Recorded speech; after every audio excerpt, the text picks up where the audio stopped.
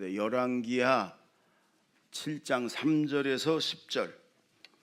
성문 어귀에 나병 환자 네 사람이 있더니 그 친구에게 서로 말하되 우리가 어찌하여 여기 앉아서 죽기를 기다리랴? 만일 우리가 성읍으로 가자고 말한다면 성읍에는 굶주림이 있으니 우리가 거기서 죽을 것이요 만일 우리가 여기서 머무르면 역시 우리가 죽을 것이라. 그런즉 우리가 가서 아람 군대에게 항복하시라 하고 아람 진으로 가려하여 해질 무렵에 일어나 아람 진영 끝에 이르러서 본즉 그곳에 한 사람도 없으니 이는 주께서 아람 군대로 병거 소리와 말소리와 큰 군대의 소리를 듣게 하셨으므로 아람 사람이 서로 말하기를 이스라엘 왕이 우리를 치려하여 햇사람의 왕들과 애국 왕들에게 값을 주고 그들을 우리에게 오게 하였다 하고 해질 무렵에 일어나서 도망하되 그 장막과 말과 나귀를 버리고 진영을 그대로 두고 목숨을 위하여 도망하였음이라. 그 나병 환자들이 진영 끝에 이르자 한 장막에 들어가서 먹고 마시고 거기서 은과 금과 의복을 가지고 가서 감추고 다시 와서 다른 장막에 들어가 거기서도 가지고 가서 감추니라. 나병 환자들이 그 친구에게 서로 말하되 우리가 이렇게 해서는 아니 되겠도다. 오늘은 아름다운 소식이 있는 날이거늘 우리가 침묵하고 있도다. 만일 밝은 아침까지 기다리면 벌이 우리에게 미칠지니 이제 떠나 왕궁에 가서 알리자 하고 가서 성읍 문지기를 불러 그들에게 말하여 이르되 우리가 아람 진에 이르러서 보니 거기에 한 사람도 없고 사람의 소리도 없고 오직 말과 나귀만 매여 있고 장막들이 그대로 있더이다 하는지라. 거기까지만. 강사님을 제가 잠깐 소개하면 아마 대전까지는 이렇게 소문이 안 나서 여러분 잘 모르실 수도 있는데 인천 드림교회 목사님인데 우리 감리교회 또 한국교회 차세대를 이끌어갈 그 몇 명의 손꼽히는 목사님들이 있거든요. 젊은 목사님들, 그분들 중에 한 분이세요. 그리고 인천에 아주 어려운 교회 거의 다 13년을 싸웠대요. 그래갖고 다 망가지고 몇 명 안 남은 교회, 거기가 본교회래네요. 사모님하고 그 교회에서 이제 조빙 받아가서 지금은 몇천 명 모이는 교회, 젊은이들이 많은 교회, 아주 그런 교회입니다. 잠깐 이야기를 나눴는데 목회도 아주 너무너무 잘하시고 아주 우리 감리교회가 또 한국교회가 또 이 우리 박 목사님과 이런 목사님들 때문에 든든해요. 여러분 오늘 아마 큰 은혜를 하나님께서 주실 것입니다. 우리 목사님 박수로 모시겠습니다.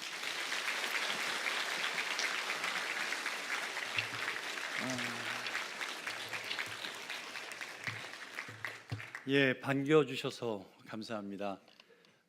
감독님께서 너무 과하게 소개를 해주셔서 여러분이 너무 기대가 크시지 않나 싶습니다.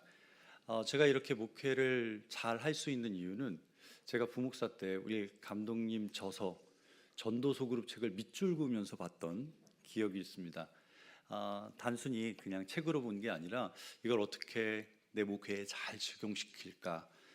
제가 그분을 눈앞에서 실제로 뵈니 너무나 감동이고 감사합니다.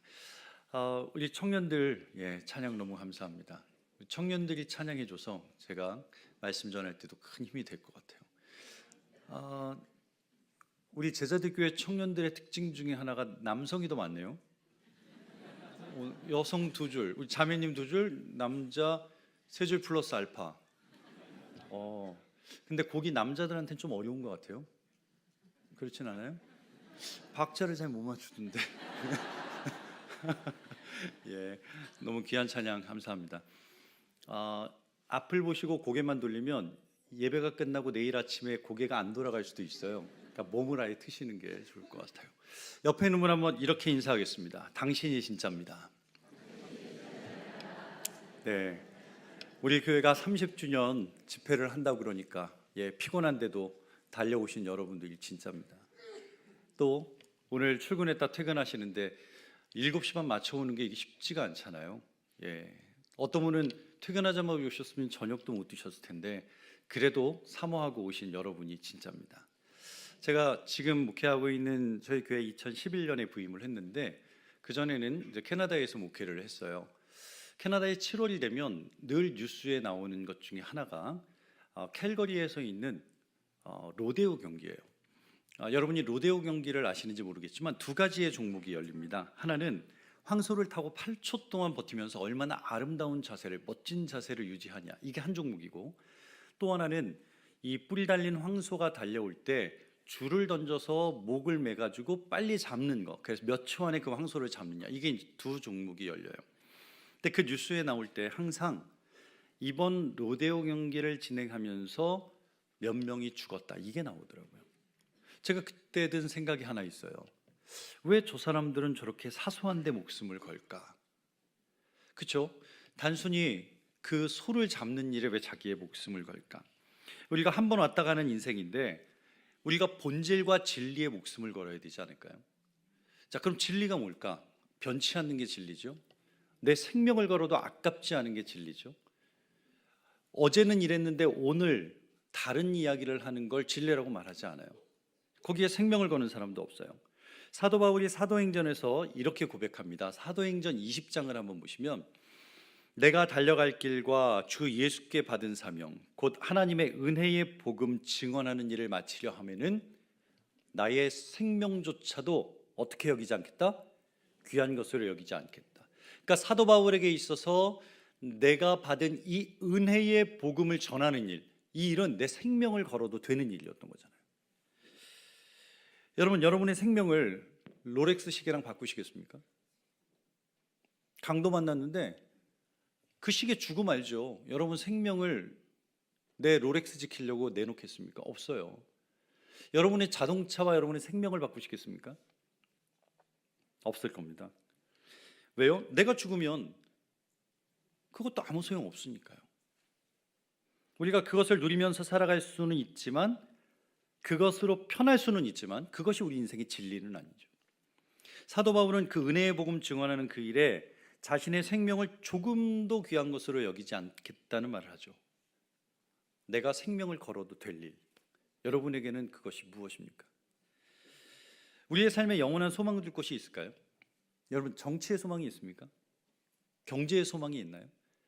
제가 2011년 들어와서 그때부터 제가 매년 뉴스를 보면 한 번도 내년 경제가 좋아질 거란 뉴스를 전 본 적이 없어요. 윤리 도덕적으로 소망이 있나요? 뉴스 틀기가 무섭잖아요. 어마어마한 그런 뉴스들이 늘 나옵니다. 끔찍한 사건들. 학교에 소망이 있나요? 여기 우리 선생님들도 계시겠지만 정말 우리 교사 선생님들은 죽을 만큼 힘들고 아이들은 아무 기대감 없이 학교를 가고, 근데 그게 우리나라만의 문제가 아니에요. 전 세계가 다 그래요. 저는 이 땅의 유일한 희망이 우리 예수 그리스도 그분이심을 믿습니다. 우리의 유일한 희망 되신 예수 그리스도 그분 한 분만이 우리의 구원자가 되심을 믿습니다.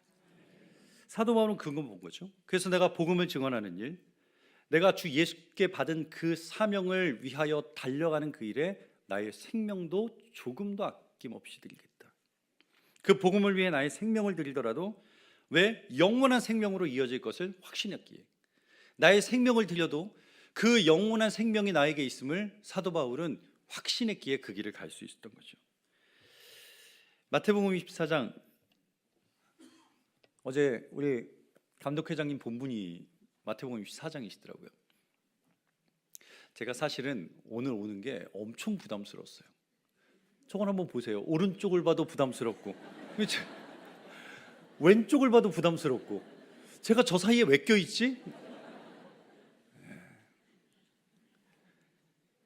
그리고 제가 어제 오늘 저희 교구장들하고 여수 일정이 있었어요. 그래서 사실은 다른 교회 같으면 제가 다른 일정이 있어서 못 오겠습니다 그랬을 텐데 감독님께서 친히 전화를 주셔서 제가 여수에서 중간에 끊고 달려왔거든요. 그래서 제가 원래는 몰골이 이거보다 조금 더 난데 이 여수 밤바다 바람을 맞아가지고 제가 좀 얼굴이 거칠어졌습니다.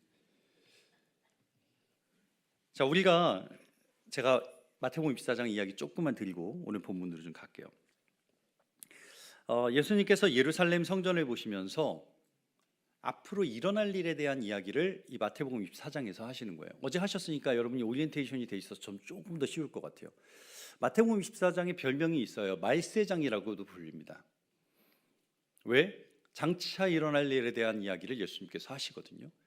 그러면 이 본문 여러분과 잠깐만 보면 1절은 이렇게 시작해요. 예수께서 성전에 나와 가실 때 제자들이 성전 건물들을 가리켜 보이려고 나오니 2절 대답하여 이르시되 너희가 이 모든 것을 보지 못하느냐 내가 진실로 너희에게 이르노니 돌 하나도 돌 위에 남지 않고 다 무너뜨리라.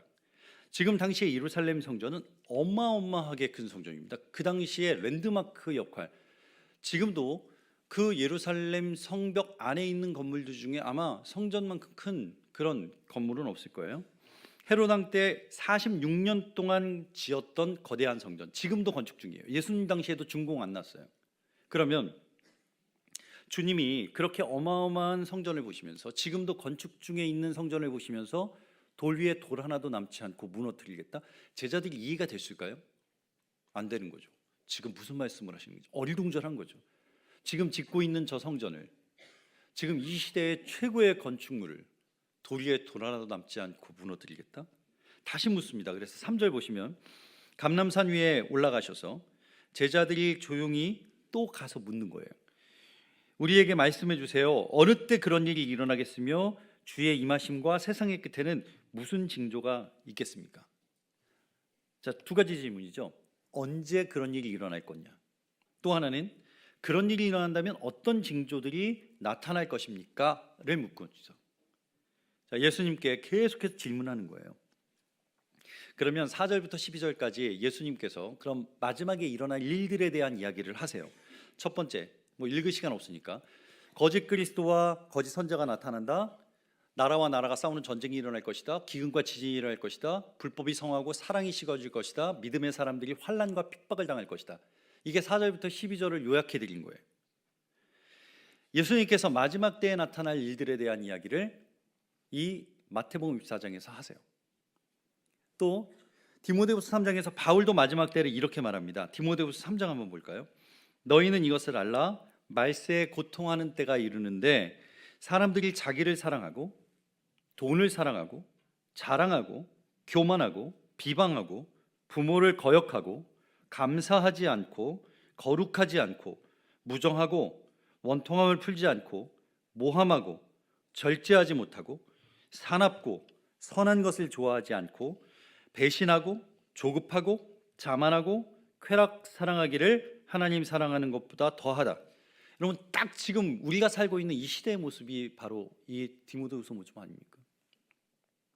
예수님의 제자들, 또 주님이 마태복음 14장을 통해서 해주신 말씀, 또 이 사도 바울의 마지막 때 이야기하는 걸 보면 그때가 언제인지는 어느 시대의 사람이나 다 궁금한 것 같아요. 여러분도 궁금하시죠? 언제일까? 주님이 언제 다시 오실까? 예수님이 처음 오셨던 예수님의 초림, 하나님의 아들이 인간의 몸을 입고 이 땅에 오셔서 우리를 위하여 그 십자가에 죽으사 우리의 모든 죄를 다 짊어지시고 그분의 피 흘리심으로 말미암아 우리가 죄 사함을 받은 그 예수님의 처음 십자가의 사건, 그분이 부활하시고 이제 하나님 편에 앉아 계시며 우리를 위하여 기도하고 계신데 제자들에게 말씀하셨거든요. 내가 다시 올게. 그때가 언제일까? 여러분, 이걸 제일 잘 이용하는 게 누구예요? 이단들이에요. 여러분, 우리나라의 이단들의 역사들을 보면 1990년대에도 그랬죠. 그 당시에 걸프전이 일어났을 때 이단들은 엄청났습니다. 노아의 홍수 때 물로 심판하고 하나님께서 앞으로 넌 물로 심판 안 할게, 불로 심판한다. 그래서 그 걸프전 전쟁이 그 하나님의 심판이라고 얼마나 사람들을 미혹했는지 몰라요. 막 휴거 얘기하고, 또 2000년 밀레니엄 넘어올 때 세상이 멸망할 것처럼, 그래서 지금 가지고 있는 컴퓨터들이 다 이 앞에가 다 1로 시작해서 2000년 이걸 표기를 못해서 비행기를 부딪히고 사고가 나고 GPS가 마비되고 그런 이야기들. 오늘날 신천지도 마찬가지죠. 14만 4천 명이 되면 세상이 끝난다고 말하는 게 그들의 교리였는데 14만 4천 명이 진작에 채워졌거든요. 이제 그 교리를 바꿔요. 이만희가 영생불사할 거라고 말하지만 걱정하지 마세요. 금방 죽습니다. 제가 장담할게요. 이만희 곧 죽습니다. 이단들은 그래요. 자신들의 말을 계속 바꾸고 또 그 사람들의 연약함을 이용해서 자기들의 유익을 취하죠. 자, 그럼에도 불구하고 믿음의 사람에게 있어서 주님이 이 땅에 다시 오시는 이 재림의 사건은 정말 중요한 거예요. 이걸 이단들에게 빼앗기면 안 됩니다. 우리가 이 땅에 살면서 주님이 다시 오실 그 나라를 기다리지 않고 소망 없이 산다면 우리가 세상 사람들과 뭐가 다르겠습니까? 우리가 그 주님이 이 땅에 오셔서 하나님의 통치가 이 땅 가운데 이루어짐을 사모하며 사는 사람들이 저와 여러분 되시기를 축원합니다. 주님이 부활하실 때 다시 오신다고 분명히 말씀하셨잖아요. 그분이 오시면 이 땅의 어둠의 역사는 끝이 날 줄로 믿습니다. 이 땅에 새 하늘과 새 땅이 열리고 주님께서 그 모든 죽은 생명을 다시 살릴 줄 믿습니다. 그것이 우리가 믿는 재림의 신앙이에요. 그럼 그때가 언젠가가 이게 문제인 거잖아요. 자, 성경에 주님은 한결같이 이렇게 대답하십니다. 천사도 모른다, 아들도 모른다, 아무도 모른다. 이게 주님의 대답이에요. 여러분 혹시 다른 대답을 찾으시면 성경을 읽다가 다른 대답을 찾으시면 꼭 연락을 주시기 바랍니다. 제 성경에는 없더라고요. 근데 유일하게 그때가 언제인지를 힌트를 주신 부분이 있어요. 그게 마태복음 24장 14절인데 한번 같이 한번 읽어볼까요? 마태복음 24장 14절 시작. 이 천국 복음이 모든 민족에게 증언되기 위하여 온 세상에 전파되리니 그제야 끝이 오리라. 천국 복음이 모든 민족에게 증언되기 위하여 온 세상에 전파되는데 그때 끝이 온대요. 주님이 하신 말씀입니다. 그러면 복음이 어디까지 전파됐는지를 보면 예수님께서 언제 오실지를 정확히는 우리는 몰라요. 그러나 예측은 가능하겠다. 이 마태복음 24장 14절 말씀을 보면 주님이 오신다는 것은 이 시간의 문제가 아니라 하나님의 통치가 이 땅 가운데 이루어지는 것을 의미한다는 거죠. 그것이 하나님의 나라고 그때가 바로 주님이 다시 오실 때다. 실제로 주님이 다시 오셔서 우리와 함께 여기 계신다면 그렇죠? 무슨 성전이 더 필요하겠어요? 이 예루살렘 성전이 뭐가 필요해요? 요한계시록에 나온 천상의 예배가 이 땅에서 이루어질 텐데 구약의 12, 신약의 12, 24장로가 하나님 찬양하고 천사들이 나팔에 불고 흰옷 입은 모든 성도가 함께 하나님을 찬양하는 그 계시록의 천상의 예배가 이 땅에서 이루어질 텐데 그러니 주님께는 그 성전이 무슨 의미가 있겠어요? 마태복음 24장에서 말하는 마지막 때를 보면 우리가 두렵고 숨는 것이 아니라 오히려 지금이 그 주님 오실 때를 앞당기기 위하여 우리가 복음을 전해야 할 때인 줄 믿습니다. 다시 말하면 우리가 복음 전파하는 일에 대해서 내가 열심을 내고 적극적으로 반응하는 것, 그게 누가 오시는 것을 앞당기는 거예요? 네, 주님이 다시 오실 일을 우리가 앞당기는 거죠. 선교학에서 일반적으로 지구상에 살아가는 모든 사람들을 인류학적으로 분류를 할 때 24,000 종족이라고 표현을 해요. 그 가운데 미전도 종족이라고 불리는 부류가 있어요. 미전도 종족이나 아직 복음의 손길이 닿지 않은 그 사람들을 말합니다. 타문화권의 도움 없이는 스스로 복음도 전할 수 없고 또 그 나라, 그 종족의 기독교인 비율이 3% 이하인 사람들을 미전도 종족이라고 불러요. 그럼 미전도 종족의 특징이 있는데 이런 특징들이 있어요. 복음을 들어본 적이 없다. 복음에 응답해 본 적도 없다.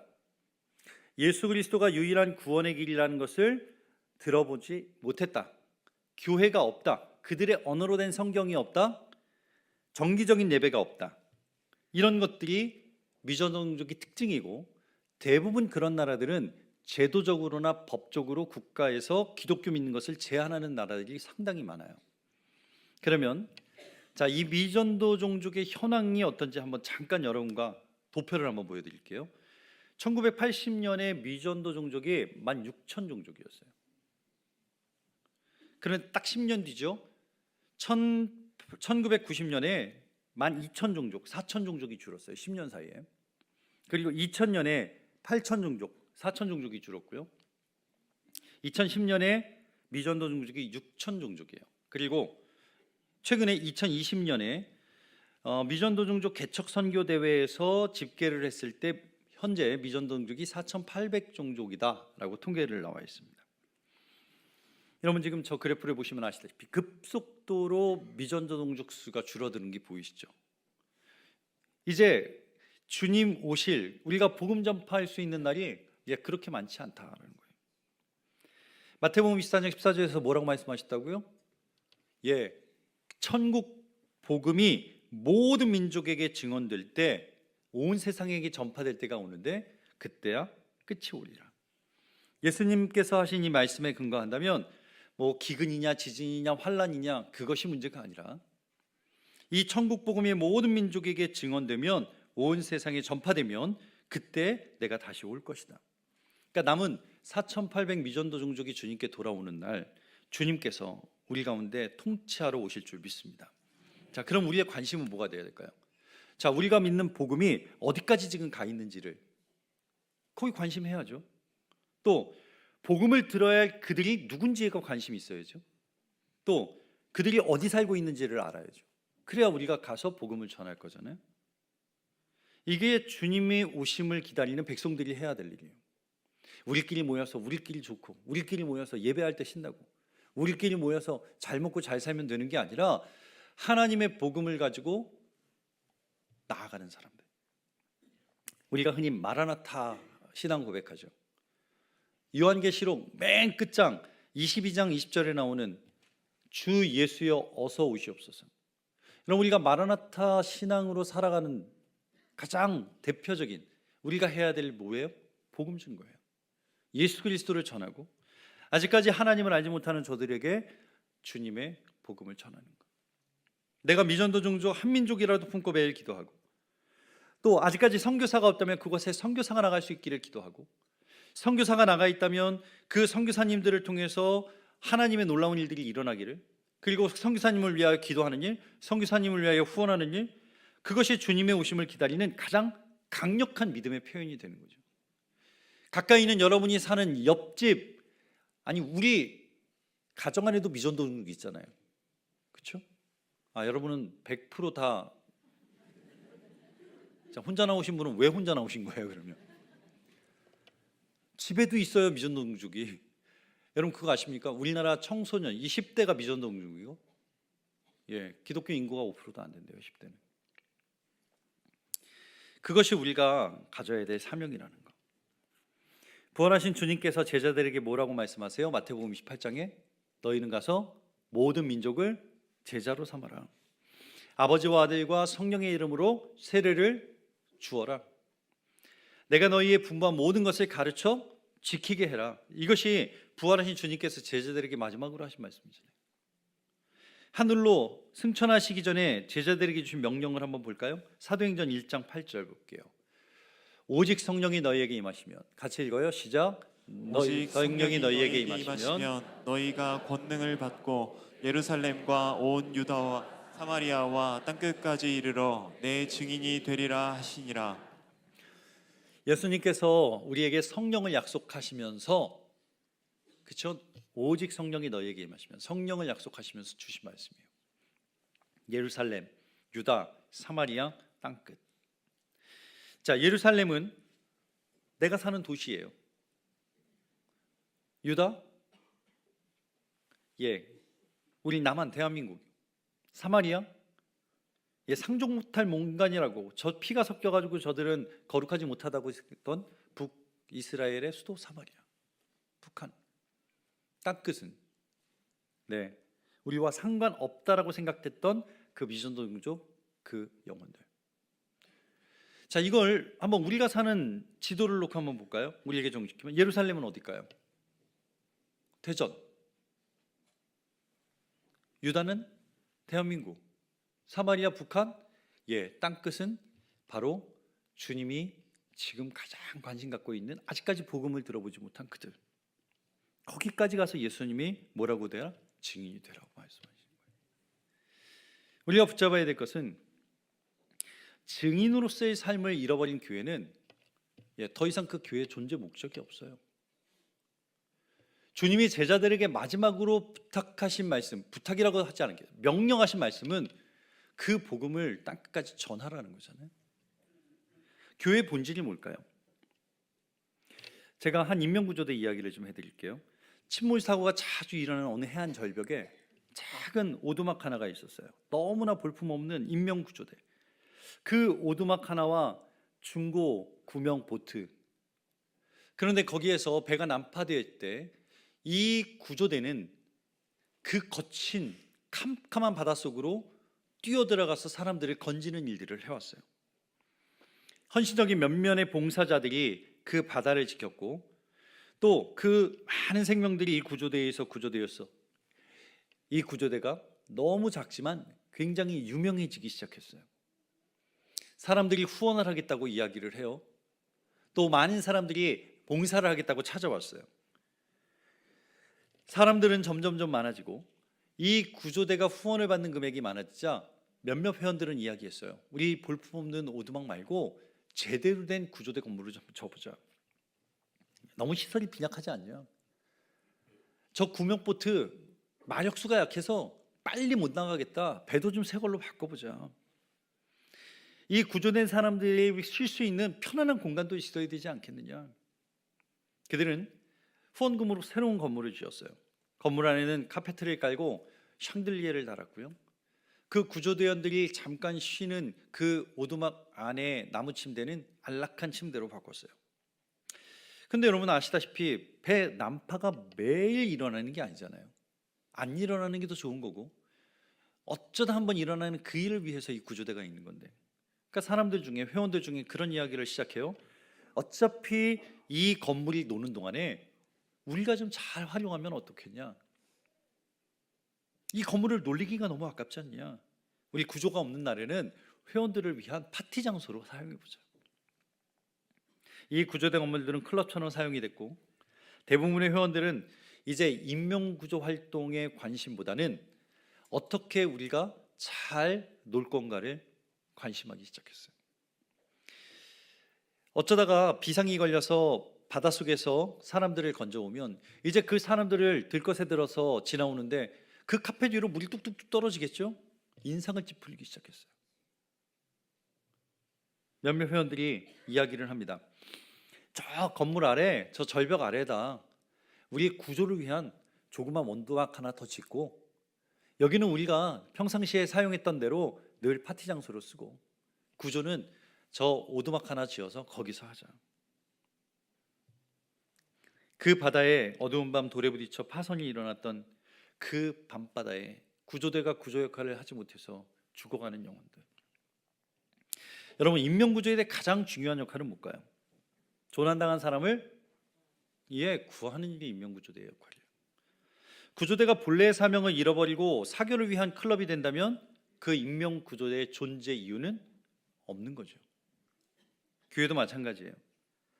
스스로 헤엄쳐 나오는 사람을 건지는 바지선이 되면 안 되죠. 바지선 뭔지 아시죠? 바지선은 동력이 없어요. 예인선이 끌어서 갖다 놓으면 그 자리에 그냥 떠 있는 거예요. 교회는 생명을 살리는 구조선이 돼야죠. 영적 최전방에서 싸우는 전투함이 돼야죠. 그때에 주님이 하신 그 말씀을 우리가 감당하는 거죠. 우리나라에 와서 그런 일을 하신 분들이 계세요. 우리나라 개신교 선교 올해로 140년입니다. 어둠이 깔린 미신의 땅, 소망이 없고 가난하고 메마른 땅, 그 조선 땅에 젊은 선교사가 기도를 품고 가슴에 품고 그 나라에 처음 오는 그 사건. 오늘 한국의 모습은 선교하는 나라가 됐어요. 코로나 이전까지는 선교사를 가장 많이 보내는 1위였는데 지금은 2위로 떨어졌어요. 초기 선교사님들의 기록을 보면 정말 재밌는 이야기들 많더라고요. 한국 기독교의 처음 이야기들을 보면 한번 생각해 보세요. 그 백인, 눈이 파랗고 머리가 노란 그 사람들이 우리나라에 와서 한 가정을 방문했는데, 여러분 우리나라 전통 집, 그 초가집의 높이가 얼마나 됐을까요? 거기에 키 180, 190인 선교사가 들어가려면 어떻게 들어가야 돼요? 거의 반을 접고 들어가야 되는 거잖아요. 그렇게 들어가서 방 위에 섰지 못해요. 이 천정이 낮아서 머리가 닿아서. 그래서 그 방에 앉았는데 방에는 뭐가 매달려 있어요? 메주가 매달려 있어요.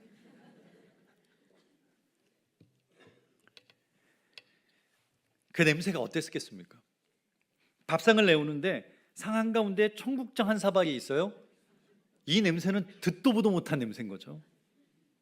요즘 나오는 청국장은 냄새를 없앤 청국장이고, 오리지널 청국장은 그 사람들이 감당할 수 있었을까? 그 청국장을 다 같이 퍼먹는데 이 조선 사람들이 먹는 걸 보니까 퍼런 고추를 똥 같은 된장에 찍어 먹는 거잖아요. 그 사람들은 된장을 한 번도 먹어본 적이 없어요. 요즘 이 K컬처가 유행이 되니까 이 된장이 전 세계 베스트 10 안에 드는 소스가 됐대요. 그런데 이 조선시대에 왔던 이분들에게는 정말 낯선 환경이죠. 그 선교사님들이 그 신방을 왔던 그 조선의 한 가정집의 모습은 참 낯설고 어려웠겠다. 이제 그 민족이 예수를 믿고 놀라운 변화가 일어나기 시작하는 거잖아요. 예수가 들어오니까 그들이 가지고 있던 모든 삶이 다 회복이 일어나고 깨지기 시작하는 거예요. 그 한국 초대교회 이야기들을 들어보면 금산 여기서 굉장히 가깝잖아요. 금산에 주인이 예수를 믿는 거예요. 이 당시만 해도 노비와 종과 주인의 관계, 양반과 상놈의 그 신분이 있던 시대예요. 주인이 예수를 믿고 자기의 인생이 바뀌었어요. 그리고 그 교회를 같이 다니던 자신의 노비가 신학교를 가서 목사가 돼가지고 그 교회 담임 목사로 온 거예요. 어떻게 해야 될까요? 그 주인은 자신의 소유였던 그 노비였, 이제 목사가 되어서 자기가 믿는, 자기가 섬기는 그 교회 담임 목사로 온 그분에게 깍듯하게 절을 합니다. 이장희 목사님과 조덕삼 장로의 이야기예요. 금산교회에서 실제로 있었던 일이에요. 평양에서는 그런 일이 일어났대요. 사람이 소가 끄는 쟁기를 가지고 밭을 매니까 사람들이 왜 소를 놔두고 당신이 이 쟁기를 끄느냐고 물었대요. 그랬더니 그분이 그렇게 대답했다는 거예요. 교회 건축을 위해서 우리 집 소는 받쳐서 아들하고 나하고 이걸 밀고 있다고. 그때 그 파란 눈의 선교사님은 한국교회는 되겠다는 생각을 했대요. 그렇게 헌신된 한 분, 그렇게 하나님 앞에 자기의 삶을 드리기로 결단한 그 변화된 한 영혼을 통해서 하나님의 나라가 지금도 이루어지는 거 아니겠습니까? 우리보다 복음이 먼저 들어온 일본에 가면 주일날 교회 찾기가 하늘의 별따기입니다. 일본 사람들은 평생 교회 딱 한 번 가요. 결혼식 날. 결혼식은 무조건 교회 가세요. 그런데 그때 딱 한 번 가보고 한 번도 교회 가지 않아요. 한국은 주일날 어느 교회 갈까를 고민하는 사람들이잖아요. 그렇게 많은 교회가 얼마나 이 선교적 사명을 감당하고 있는가 한번 돌아봐야 된다는 거예요. 우리가 다시 전도하는 일, 우리가 다시 그 선교하는 일을 감당하지 않으면 하나님은 이 한국교회 촛대를 언제 옮길지 몰라요. 저와 여러분이 이 일에 동참할 때 이미 하나님 나라를 여러분들이 한 걸음 앞당기고 계신 줄 믿습니다. 선교와 전도는 어떻게 해야 될까요? 그냥 이 단어만 놓고 보면 해야 되는 건 알겠는데 너무 막연하잖아요. 그렇죠? 자, 기본으로 돌아가면 됩니다. 기본이 뭐예요? 내가 처음 복음을 들었을 때 여러분 막 그 가슴 뛰고 잠이 안 오던 그날 밤 기억나세요? 내가 예수님을 만났을 때, 내가 정말 처음 성령 체험했을 때, 내가 그 복음으로 나의 모든 죄의 무거운 짐이 다 벗어졌던 그날, 기뻐서 울었던 그날, 내 가슴이 뛰어서 정말 잠을 못 자겠는 거예요. 그때로 돌아가시면 돼요. 소설가 이청준이라는 분의 글, 야윈적 가슴이라는 제목의 글이 있어요. 한국 전쟁이 끝난 직후 한 미국인 선교사님이 눈 덮인 시골길을 다리 아래 한 아이의 울음소리가 들려서 그 다리 밑으로 내려가 봅니다. 내려가 보니까 벌거벗은 한 여인이 갓난아이를 모든 옷으로 다 둘러싸고 안고 있는 거예요. 그 냉추위에도 그 아이는 살아남아서 울고 있는 그 아이를 이 선교사님이 거둡니다. 그 아이가 살아남았던 이유는 딱 하나예요. 그 엄마가 자기의 옷을 다 벗어서 그 아이를 감싸고 자기는 얼어 죽은 거죠. 선교사는 사람들을 불러서 그 어미를 묻어주고 아이는 자신이 걷어다 길렀어요. 10살쯤 되었을 때 이 선교사님이 한국에서의 사역이 끝이 나고 다시 본국으로 돌아가야 되는 처지가 왔어요. 그 아이와 함께 의논해서 너가 한국에 계속 살 거냐 아니면 나와 함께 미국에 가겠니? 그래서 함께 미국으로 가기로 결정한 날, 그 아이가 마지막으로 자기 어머니의 무덤을 찾아가 인사를 합니다. 그때도 그 아이가 처음 발견한 그 1월처럼 너무너무 날씨가 추웠는데 그 여자아이는 어머니의 무덤 앞에서 자기의 옷을 하나하나 다 벗기 시작합니다. 그리고 자기의 옷으로 어머니의 무덤을 덮어주는 거예요. 그리고 벌벌 떨면서도 끝까지 그 무덤 앞에 서 있는, 저는 이 작가가 이 이야기를 한 것은 단순히 우리나라 역사의 가장 아팠던 기억을 다시 우리에게 불러주기 위해서가 아니라 아프고 고난스럽고 힘들지라도 내가 받은 그 사랑을 기억하고 자기를 구하고 돌아가신 그 어머니의 무덤을 자기의 옷을 벗어서 덮어주는, 내가 그분의 사랑, 그 어머니의 사랑, 그것을 기억하고 있는 그 아이의 모습을 보면서 우리도 그렇게 살라고 그 글을 적지 않았을까? 여러분, 성경을 읽으면서 이스라엘 백성들이 가장 힘들었던 때는 언제일 것 같으세요? 출애굽할 때? 아니면 광야 생활? 아니면 바벨론의 포로로 잡혀갔을 때 언제가 제일 힘들었을까요? 물론 뭐 출애굽일 때도 있고 광야일 때도 있고 포로로 잡혀갈 때도 어려웠겠지만 가장 힘들었던 때가 저는 오늘 여러분과 같이 읽었던 이 열왕기하 6장의 배경이라고 생각해요. 아주 끔찍한 사건 하나가 나와요. 이 열왕기하 말씀에는 당시에 이스라엘과 아람이라는 나라가 서로 전쟁을 하고 대치를 하고 있었는데 이스라엘의 왕은 요람 왕이고 아람 왕 벤하닷이라는 왕이. 근데 실제로 이스라엘 군대보다 아람의 군대가 숫자적으로도 크고 또 국력으로도 훨씬 더 강한 군대를 가지고 있었어요. 그러니까 계속 이스라엘이 밀리는 형국이었는데 이스라엘은 누가 있었냐? 선지자 엘리사가 있어서 그들이 이 길로 치러 가면 미리 매복하고 있다가 전쟁에서 패하는 거예요. 또 반대로 돌아가면 거기에 미리 군대를 보내서 또 아람 군대가 패하고, 그래서 신하들을 불러서 참모 회의를 했어요. 도대체 왜 우리가 군사도 많고 힘도 센데 무기도 좋은데 왜 저 이스라엘 군대에게 지느냐? 그랬더니 한 참모진이 얘기하는 거예요. 이스라엘에는 엘리사라는 선지자가 있어서 그가 모든 작전을 다 알고 있는 것 같습니다. 그냥 화가 난 아람 왕이 군대를 다 모아서 그럼 엘리사 어디 있는데? 사마리아에 있습니다. 자, 이 군대를 다 데리고 가고 사마리아 성 전체를 에워싸 버린 거예요. 모든 군대를. 그 성을 다 에워쌌다는 건 그때부터 도간에 든 쥐가 되는 거죠. 아무것도 하지 않아도 돼요. 막고만 있으면 물자가 들어오고 나갈 수가 없어요. 그 안에, 성 안에 있는 곡식 다 먹고 나면 가만히만 있어도 굶어 죽는 거죠. 그 안에서 살아남을 수 있는 사람은 단 한 명도 없어요. 이제 일주일이 지났어요. 한 달이 지났어요.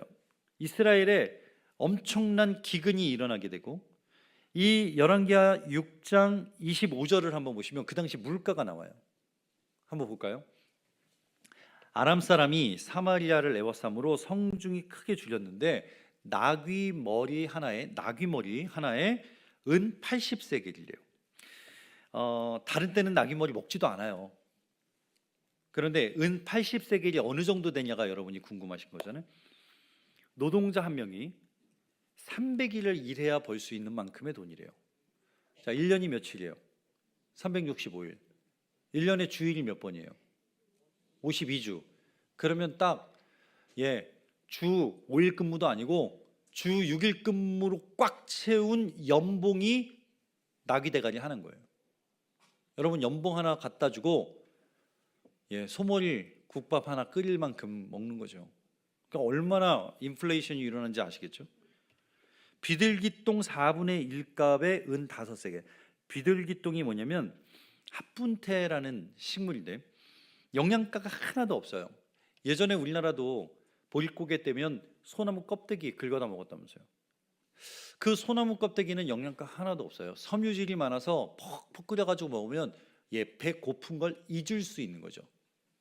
바로 비둘기똥이 그런 거예요. 그런데 그게 4분의 1값 0.5리터 정도 되는 요 병 하나, 콜라병 하나에 그걸 담은 게 은 5세개를 팔았다. 여러분이 이게 남의 얘기라 별로 안 와닿죠? 또 하나 이야기가 남아요. 열왕기하에 보면 아줌마들이 모여서 얘기를 하는데 이런 거예요. 야, 우리 그냥 굶어 죽을 수 없잖아. 오늘은 너 아들 잡아먹고 내일 우리 아들 내놓게. 이거 지금 제가 소설을 얘기하는 게 아니고요. 성경에 나오는 말씀을 하는 거예요.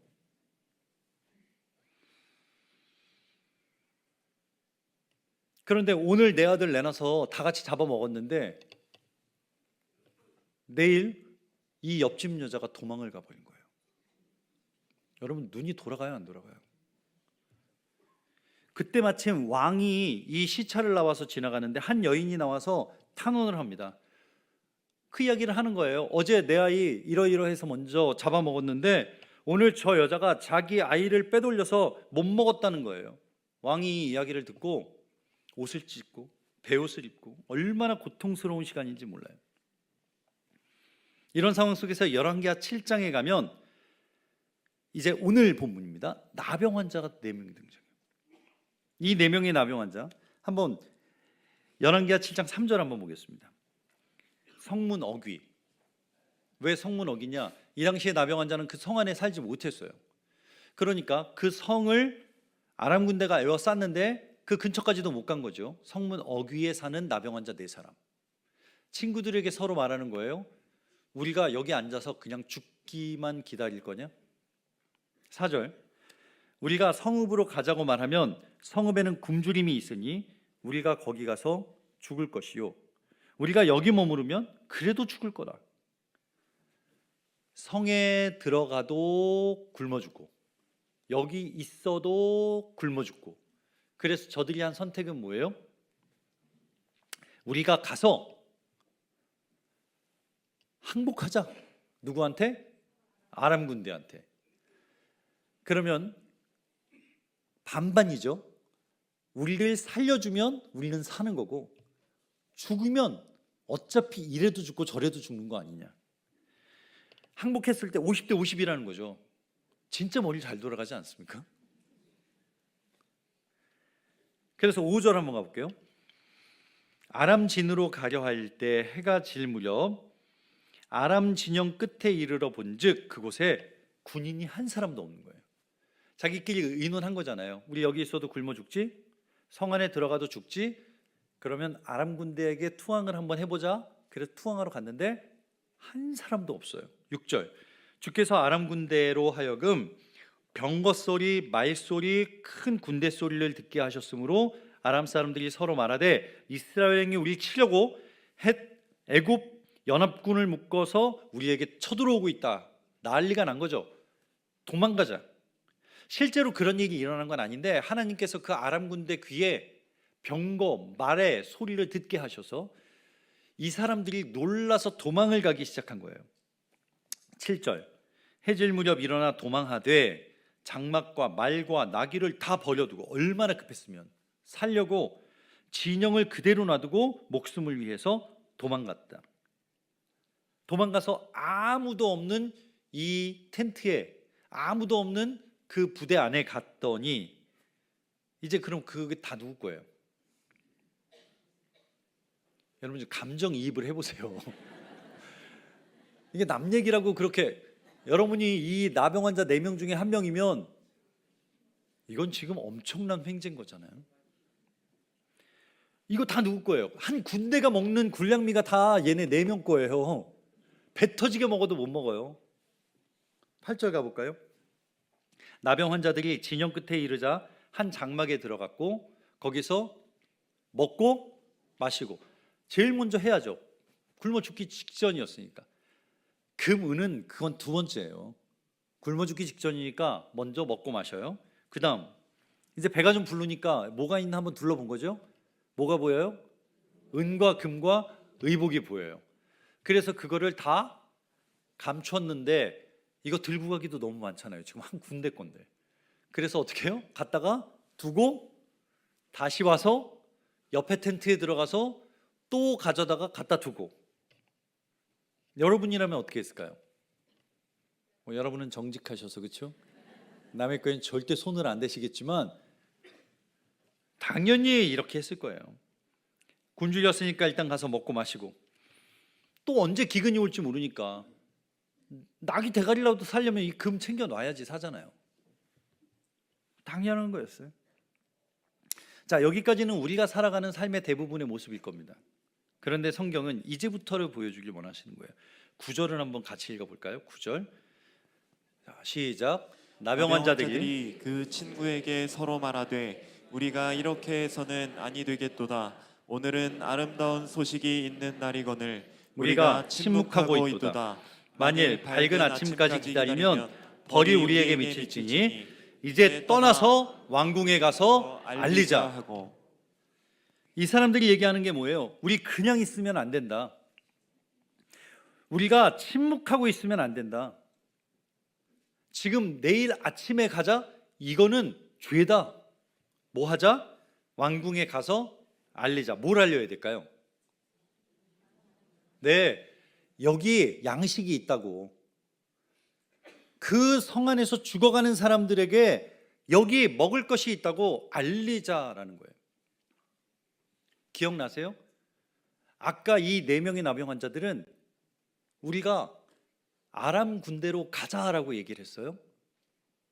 지금은 아람 군대 진영에서 성으로 가자는 거예요. 가자라는 단어는 같은데 방향이 달라요. 처음 7장 4절에 나오는 가자는 내가 먹고 살기 위해서 가자는 거였어요. 그런데 지금 이 7장 9절에서 나오는 가자는 굶어 죽어가는 저 백성을 위해서 가자는 거예요. 전자는 세상적인 그리스도인이고 후자는 세계를 품은 그리스도인이라고 생각해요. 여러분, 세상적인 그리스도인은 자기 욕심만 채우기 위해서 하나님을 믿는 성도예요. 구원은 받았지만 자기 중심적인 신앙생활에서 벗어나지 못하고 먼저 내가 채워져야지 되는 거예요. 예배를 드리기는 좋아하지만 선교나 전도 모임에는 한 번도 나오지도 않고 나 중심적으로 신앙생활하고 나만 행복하면 되고 나만 잘 살면 되는, 그래서 하나님도 그것을 채우기 위한 도구로 사용하는 사람. 반대로 이 세상을 품은 그리스도인은 섬김을 위해 구원을 받았고 또 나를 부르신 그 하나님을 위해서 땅끝까지 복음을 전파하는 지상명령을 따르는 사람들. 오히려 하나님께서 나를 사용하신다는 그 사실만으로도 감동이 있는, 하나님께서 나에게 주신 그 사명을 감당하며 살기로 결단한 사람들. 여러분, 하나님의 역사는 누구를 통해서 이루어질까요? 후자죠. 우리는 지금까지 내 인생이 이 7장 4절에 나오는 오늘 먹을 걸 구하러 가자, 그거 위해서 살아왔는지 몰라요? 우리 청년들도 마찬가지예요. 여러분, 왜 대학을 가고 왜 공부를 하고 왜 취업을 하고 좋은 대학 가서 좋은 직장, 졸업반 때 미리 취직하고 또 취업해서 연봉 많이 받고, 그게 우리 인생의 목적일까? 우리가 이 땅에 살아가는 동안 하나님께서 우리에게 주신 사명이 있다는 거죠. 나만을 위해서 살고 있는 자리에서 떠나서 우리가 지금까지 나만을 위해 살았던 시간들은 충분해요. 그걸로 충분해요. 이제 남은 나의 삶을 하나님께서 나에게 붙여주신 그 사람들을 위해서 한번 살아보자는 거죠. 주님이 나를 위하여 죽으시고 하나님 나라에 승천하시면서 나에게 맡겨주신 그 사명을 위해서 한번 살아보자는 거죠. 내 이웃이 아직 복음을 모르고 있다면, 예수님을 모른다면 그들에게 예수 그리스도를 전하는 삶을 살자는 거죠. 우리가 사는 이 삶의 목적이 뭐냐? 여러분이 사업하고 직장 다니고 공부하고, 이거는 그 일을 하기 위해서 하나님께서 우리에게 잠깐 사는 동안 맡겨주신 도구들이고, 그 도구를 이용해서 하나님께서 나에게 맡겨주신 사명을 위해 살아가는 사람들. 저희 교회가 파송 선교사님이 세 분이 계세요. 그런데 그 세 분 중에 목사 한 명도 없어요. 다 여러분과 똑같은 평신 노분이세요. 한 분은 태권도 선수셨어요. 이분은 지금도 중국에서, 정말 많은 분이 중국에서 추방당했거든요. 아직까지 사역 너무나 잘하고 계세요. 공안한테 끌려갔어요. 너 목사야? 만약에 저한테 목사냐고 물었을 때 저 목사 아닌데요? 저는 이렇게 말 못하겠어요. 주님이 날 부르셨는데 내가 목사 아니라고 얘기하면 나의 목숨을 위해서 지금 거짓말하는 거잖아요. 근데 그분은 진짜 목사가 아니에요. 그러니까 떳떳하게 얘기할 수 있어요. 나 목사 아니야. 그래?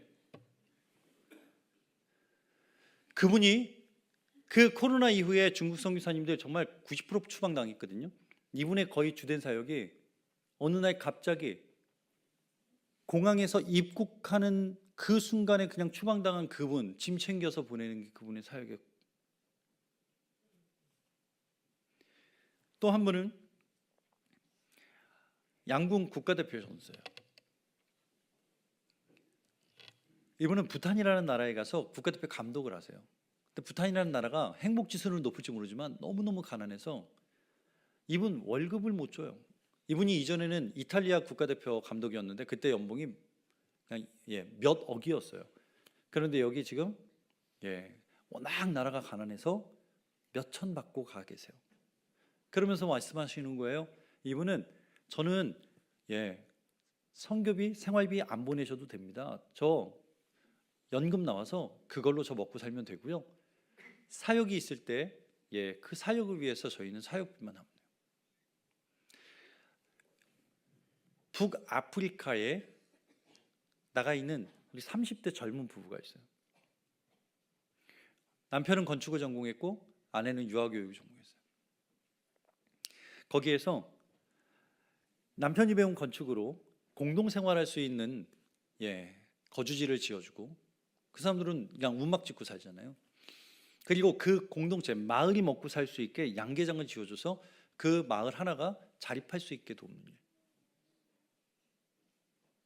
결혼하자마자 두 부부가 들어가 있어요. 여러분, 우리가 이런 삶을 감당할 수 있는 이유가 뭘까? 그분들이 우리랑 다른 게 하나도 없어요. 그런데 그분들은 뭘 보기 시작했느냐? 그 영혼들을 보기 시작했어요. 그 영혼을 보니 달려가는 거예요. 하나님께서 맡겨준 그 영혼을 보니 그 자리에 앉아 있을 수가 없던 거예요. 여러분, 전도라는 건 나로부터 다른 사람에게, 교회 안에서 교회 밖으로, 지역에서 세계로 우리의 관심이 넓어지는 거예요. 우리의 사역이 확장되는 거예요. 이 땅에서 누리는 일시적인 것에서 하나님 나라의 영원한 것으로 우리의 관심이 옮겨질 수 있기를 축원합니다. 그게 주님이 우리에게 말씀하신 명령이니까. 마태복음 10장에 보면 예수님께서 12 제자를 보내시면서 이런 표현을 씁니다. 이스라엘 집에 잃어버린 양에게로 가라. 잃어버린 양에게로 가라. 6절이에요. 7절 가면 전파하여 말하되 천국이 갔다 왔다 하고, 8절 병든 자를 고치며 죽은 자를 살리며 나병한 자를 깨끗게 하며 귀신을 내어 쫓되 너희가 어떻게 받았으니? 거저 받았으니 어떻게 줘라? 거저 줘라. 이것이 주님의 명령이에요. 제가 코로나 전에 연변에 그 북한 사역을 하시는 선교사님을 만나러 간 적이 있어요. 저는 그 선교사님 격려하고 그 선교사님만 만나러 갔는데, 그때 우연히 우리가 흔히 얘기하는 꽃제비 있잖아요. 그 선교사님이 양육하고 있는 꽃제비 한 청년을 만날 수 있었어요. 얼마나 키도 작은지 저는 초등학생인 줄 알았어요. 못 먹어서 못 커가지고.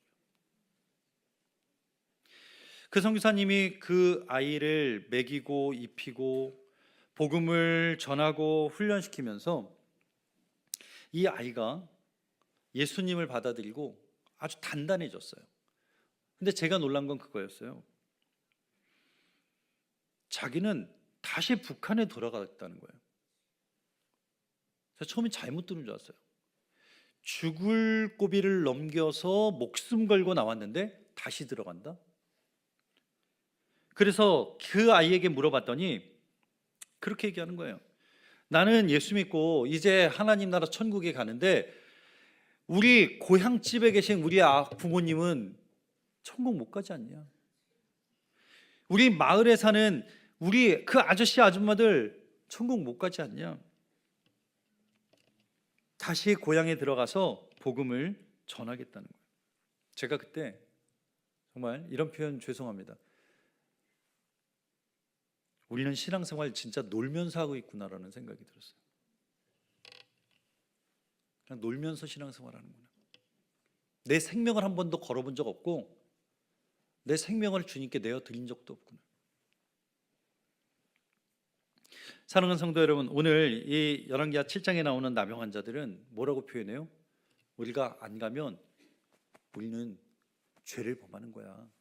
잘못하고 있어. 그런 고백을 해요. 그리고 그 소식을 알리기 위해서 성으로 뛰어가는 거예요. 그러면 뭘 전해야 될까요? 여러분 오늘 본문 10절 한번 보세요. 자, 뛰어갔어요. 성은 문지기를 불러서 얘기합니다. 막 들어가면 안 돼요. 왜? 나병 환자라. 부정하기 때문에 돌에 맞아 죽어요. 그냥 소리를 지르는 거예요. 문지기를 불러서 말합니다. 우리가 아랍 진영에 갔더니 거기에 사람이 한 사람도 없고 사람의 소리만 없는 게 아니라 말과 나귀 떼는 다 그대로 묶여 있고 장막에 있는 것들이 그대로 있더라. 여기에 덧붙인 거 있어요, 없어요? 없죠. 저들이 본 거, 저들이 들은 거, 저들이 먹은 것만 얘기하는 거잖아요. 자기들이 보고 체험한 그대로로 이야기해요. 자기가 누린 거, 자기가 본 거, 자기가 가진 거, 자기가 먹은 거. 그럼 우리가 전할 건 뭘까요? 그냥 나의 이야기를 하면 돼요. 나의 간증. 여러분 예수 믿은 지 10년 됐다. 한번 손 들어보시죠. 나 10년은 넘었다. 네. 그냥 들고 계세요? 네. 아, 다 새 가족이세요? 아, 역시 제자들 교회는 대단해요. 이 새 가족들이 다 이렇게 예, 집회 오시고. 강사 목사님이 또 뭔 소리를 할지 몰라서 못 되겠죠? 여러분 10년 정도 됐으면 여러분 주님 만난 간증들 하나씩은 있으시죠? 기도는 해보셨죠? 자, 기도의 응답 하나씩은 있으시죠? 그럼 한번 여쭤볼게요. 여러분은 하나님 자랑할 게 있는데 하나님은 여러분 자랑할 거 있어요? 여러분들이 보면서 야, 그래 우리 김권사 너가 나를 위해서 그 생명까지도 들고 그래 이 집사 너가 나를 위하여 나의 영광을 위하여 너가 그 모든 수모와 어려움 속에서도 그 신앙 지켰지. 저는 가끔 그런 생각해봐요. 저는 하나님께 너무너무 간증할 게 많고 사람들에게 하나님이 하신 일을 할 거 많은데 하나님께서 우리를 보시면서 주님은 간증할 거리가 있을까? 그저 세상 사람들과 똑같이 살고 그저 직장에서 열심히 살고 그저 오늘 하루 욕 안 먹고 살고 정말 주님께 드린 건 뭐가 있을까? 우리가 인류의 역사를 이야기할 때 영어 단어의 히스토리라는 이야기 하죠. 그래서 많은 분들이 그런 얘기 하잖아요. 그분의 스토리가 역사다. 보통 우리나라 역사를 이야기할 때 BC와 AD로 나눕니다. 기원 전, 기원 후. BC, Before Christ, 예수님 오시기 전. 그래서 예수님 오신 그 이후를 아노 도미니, 주님이 통치하시는 이 시대. 그래서 여러분 주민등록증에는 다 주님이 태어나신 지 몇 년 됐나 다 적혀 있잖아요. 이게 인류의 역사예요. 자, 마찬가지예요. 모든 세계의 역사는 예수님 오시기 전과 후로 나눈다면 우리 인생에도 예수님 만나기 전과 후가 분명히 갈려야죠. 그러면 여러분의 인생에 before Christ, 예수님 만나기 전 내 인생이 어떻게 살았는지, 얼마나 비참했는지, 그 주님을 알지 못하고 살았던 그 영혼이 얼마나 피폐해 있었는지, 물질적으로 부족하지 않고 먹을 거 없다고 그 인생이 풍족한 게 아니잖아요. 내 심령이 얼마나 쪼그라져 있었는지, 이게 예수님 만나기 전의 삶이라면 그럼 내가 어떻게 예수님을 만났을까? 그분의 전적인 은혜로 내가 예수 그리스도를 알고 그 다음 예수 만난 이후에 내 인생은 이렇게 달라졌구나. 여러분, 누군가에게 복음을 전할 때 여러분이 사형 입히고 당신을 향한 하나님의 특별한 계획이 있습니다. 이거 모르셔도 여기 80이 넘으신 권사님도 얼마든지 믿지 않는 사람에게 여러분의 인생의 이야기를 들려줄 수 있잖아요. 그걸 그냥 전하면 돼요. 지금 이 4명의 나병 환자가 전한 건 그거예요. 내가 보고, 내가 먹고, 내가 만난 그것을 그대로 정한, 사마리아 성의 나병 환자들 그대로 정했더니 어떻게 됐을까요? 그 성 안에 사람들이 사는 거예요. 그 아람 군대 진영의 모든 음식들이 이제는 그 성 안의 사람들을 살리는 역할을 한 거예요. 여러분, 신들러 리스트라는 영화 보신 분이 계시죠? 이 스티븐 스필버그가 1993년에 만든 영화고 그 당시에 아카데미상 7개를 휩쓴 영화예요. 뭐 내용을 다 말씀드릴 수는 없지만 간단하게 요약하면 독일인 사업가 쉰들러가 그 당시 세계전쟁 속에서 많은 유대인들이 학살을 당할 때 그 군수 공장에서 일하던 유대인들은 죽이지 않았어요. 이 쉰들러는 누구냐? 그 군수 공장 사장이에요. 그 공장에 200명이 일했다. 그러면 이 200명의 유대인은 적어도 수용소에 끌려가지 않았어요. 마지막 장면에 그 사람이 이런 표현을 합니다. 내가 차던 이 차 이거 팔았으면 내가 5명을 더 고용할 수 있었을 텐데, 내가 가지고 다니는 이 만년필 이거 팔았으면 2명은 더 내가 고용해서 살렸을 텐데, 내가 끼고 있는 이 반지 이거 팔았으면 그래도 1명 내가 더 고용해서 그 사람도 살릴 수 있을 텐데. 여러분, 우리가 하나님께 받은 그 사명이 있습니까? 이제는 그 일을 나누는 일에 쓰임받는 저와 여러분 되시기를 축원합니다. 나만 위해 사는 삶을 그만 살고 하나님을 위해 살아가는 인생. 저는 그 대표적인 교회가 사도행전 2장에 나오는 초대교회라고 생각을 해요. 주는 그리스도시요 살아계신 하나님이라는 고백, 그 하나님의 말씀을 받고 그 말씀대로 살아갔던 그 공동체, 하나님이 하라고 하면 하고 멈추라면 멈췄던 그 공동체, 함께 모여서 그리스도 사랑 안에서 교제하고 자기의 물건까지도 서로 통용했었던 그 교회, 함께 모여서 기도하고 성령의 임재를, 하나님의 역사를 보았던 교회, 복음을 알지 못하는 사람에게 땅까지 복음을 증거했던 그 공동체, 그 교회의 열매가 뭐예요? 사도행전 2장 47절에 보면 이런 표현을 써요. 하나님을 찬미하며 온 백성에게 칭송을 받으니 주께서 구원받는 사람을 날마다 더하게 하시더라. 바라기는 우리 제자들 교회가 세상을 구원하고 변화시키는 주님이 꿈꾸시는 그 교회가 될 수 있기를 주님의 이름으로 축원합니다. 교인과 제자는 달라요. 교인은 은혜 받는 것에 머물러 있지만 제자는 은혜를 전하는 자리까지 갑니다. 교인은 섬김을 받으려고 하지만 제자는 섬기는 자리까지 갑니다. 여러분 주변에 있는 사람들이 여러분을 보면서 그런 느낌이 들었으면 좋겠어요. 야, 저 사람이 믿는 예수님을 나도 믿고 싶다. 제가 실제로 한번 경험했던 일인데요. 저희 교회 바로 옆에 있는 아파트에 저희 전도팀하고 같이 나갔는데 한 분이 저를 보더니 목사님이십니까? 그래서 네, 제가 담임 목사입니다. 그랬더니 이렇게 얘기해요. 어쩐 일로 담임 목사님도 전도를 나오셨어요? 그래서 네, 오늘 같이 나왔습니다 그랬더니 그분이 이러는 거예요. 자기를 예수를 좀 믿게 해달래요. 그래서 무슨 말씀이냐 그랬더니 그분 표현이에요. 나 좀 예수 믿게 해달라. 자기가 예수 믿는 사람 만난 사람 중에 나도 그 사람을 닮고 싶다는 사람을 자기가 한 번도 못 만났다는 거예요. 그러니까 목사님이 전하는 그 예수 말고 정말 예수 믿어서 내가 저 사람처럼 믿고 싶다, 그 사람을 한번 나에게 보여달라고 얘기를 하더라고요. 제가 그래서 그분한테 그랬어요. 제가 뭐 복음 전하고 이게 아니라 죄송합니다. 제가 목회를 제대로 못하고 제가 잘못 가르쳐서 그런 것 같습니다. 저는 그분의 말이 주님의 음성처럼 들리더라고요.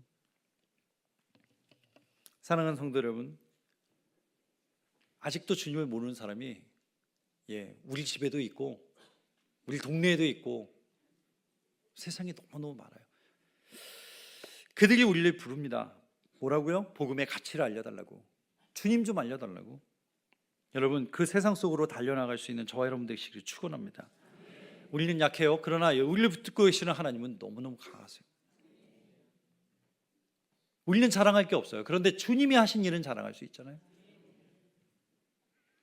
날마다 그 하나님이 부어주는 능력으로 그 믿음의 자리, 그 사명의 자리, 주님이 말씀하신 그 명령 앞에 순종해 나가는 그런 저와 여러분, 우리 제자들 교회 되시기를 주님의 이름으로 축원합니다.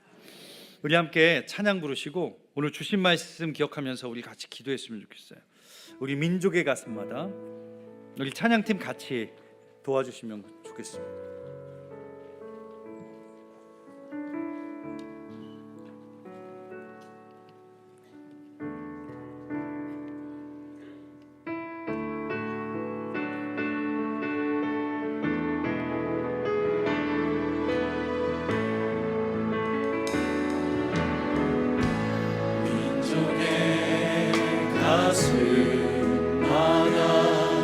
힘은 그리스도를 심어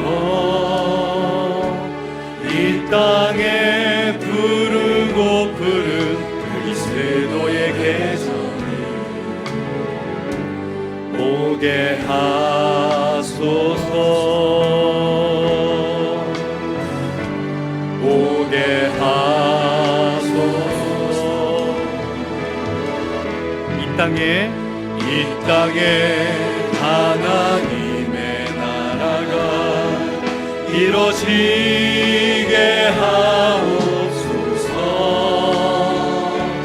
모든 사람의 마음과 교회와 가정에도 하나님 나라가 임하게 하여 주소서. 주의 자녀들이 예수의 꿈을 꾸고 인류 구원의 환상을 보게 하소서. 한 손에 복음 들고 한 손에 사랑을 들고 온 땅 구석 누리는 나라 되게 하소서. 이 땅에 하나님의 나라가 이루어지게 하옵소서. 모든 사람의 마음과 교회와 가정에도 하나님 나라가 임하게 하여 주소서. 주의 자녀들이 예수의 꿈을 꾸고 인류 구원의 환상을 보게 하소서. 아멘. 한 손에 복음 들고 한 손에 사랑을 들고 온 땅 구석 누리는 나라 되게 하소서. 주의 자녀들이 예수의 꿈을 꾸고